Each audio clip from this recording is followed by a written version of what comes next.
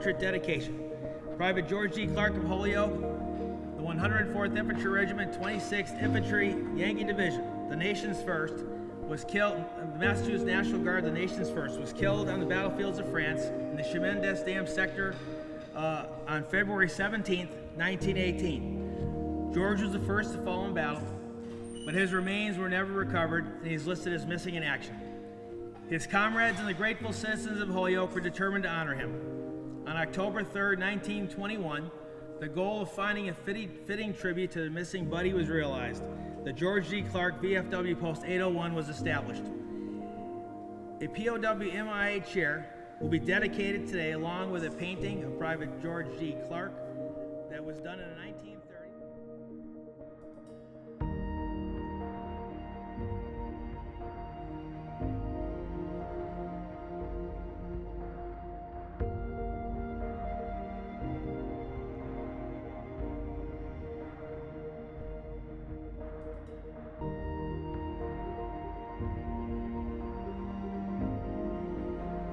And the painting survived a fire at the VFW years ago and has been restored by Vitek Kruta through the generosity of VK Restorations located at Gateway City Arts. We're so honored that Vitek did this for us, and he did it at no charge and out of the goodness of his heart, and to perpetuate the memory and history of George G. Clarke.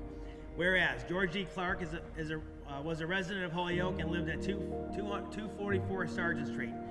And whereas George G. Clarke answered our nation's call to service in 1917, and whereas Private George G. Clarke served as a member of the American Expeditionary Forces under the command of General John J. Pershing, and whereas Private George G. Clarke, while assigned to F Company, 104th Infantry Regiment, 26th Division, gave his life during the Chemin des Dames battle in France, a sector between Pignon Forest and Parganay-Filon. And whereas Private George G. Clarke is memorialized in the Tablets of the Missing in the Osnay American Cemetery in France.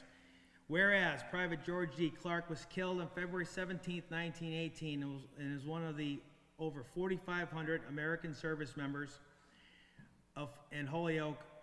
Is one over 45 American service members and Holyoke's first service member who remained missing in action from the First World War. And whereas the George G. Clarke Veterans of Foreign Wars Post 801 in Holyoke, Massachusetts is named in his honor to perpetuate the memory and history of our Holyoke son, an American soldier whose final resting place is known but to God. Now therefore, be it resolved that I, Alex B. Morse, Mayor, do hereby proclaim National POW-MIA Day, September 21st, 2018, as George Clarke POW-MIA Day. And we dedicate this to the sacred memory of Private George G. Clarke in the city of Holyoke, and that the POW-MIA chair also be dedicated in honor of Private Clarke and all the members of our armed forces who remain missing in action or held prisoner of war, a witness thereof, signed Mayor Alex B. Morse.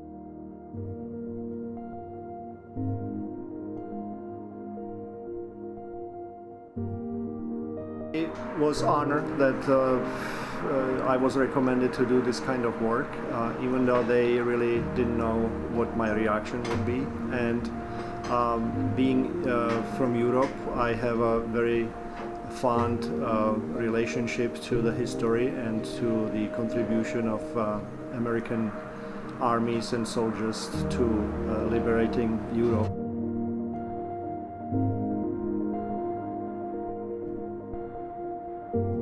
I'd like to ask Steve if he'd like to say a few words to the group, and this is really about the families. It always is about the families for us and the legacy. Ladies and gentlemen, Steve Clarke. Good afternoon, everybody, and thanks everybody for coming to honor my uncle. And thank you for all the efforts you put in. I know it's not something that just falls into place.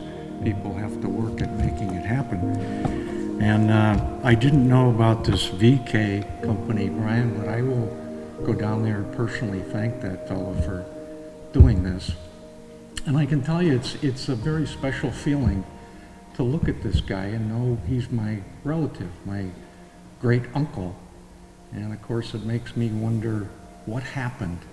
You know, I believe he was killed from a shotgun blast, if I'm not mistaken.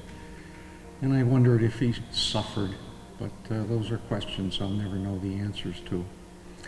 I volunteer up at Wisteriahurst in the archives, and it gives me a nice opportunity. I'm from Holyoke, and the biggest challenge I have is turning the page to look for what I'm looking for. I've been told to look for because I want to read everything I come across.